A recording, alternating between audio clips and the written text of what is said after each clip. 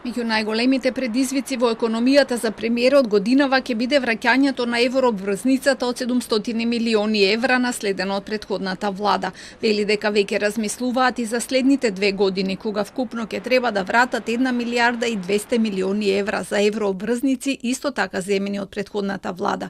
Кога на тоа ќе се додадат и државните хартии од вредност, кои треба да се презапишат, буџетскиот дефицит за финансирање на капиталните проекти и другите заеми. Пресметката е дека во 4-годишниот мандат ќе треба да се врати долг од 6,5 милиарди евра, но премиерот е оптимист дека ќе успее во тоа. Во претходната година вративме половина милиарда евра. Државна обврзница, земена од претходната влада, не се почувствува, ликвидносно се затвори годината, сите долгови се исплатија, работеше трезорот, бидејќи и таква паника се ширеше. Затоа јас ги предупредив граѓаните дека единствената карта на која што ќе игра безидејната опозиција е ад хоминем напади, навреди и лаги и ширење паника. Но ние со многу работа, со дела, сето тоа мораме да го демонтираме и во таа насока се движи оваа влада, па така и за следната година. Ликвидносно е затворена. Следната година, така што граѓаните да бидат спокојни, бизнисот да биде спокоен, продолжуваме со реализација на тие проекти.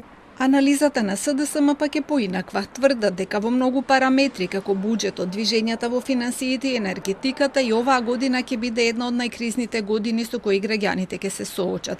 Првиот шок според нив ќе биде ценовниот, што ќе дојде како резултат на покачувањето на цената на електричната енергија.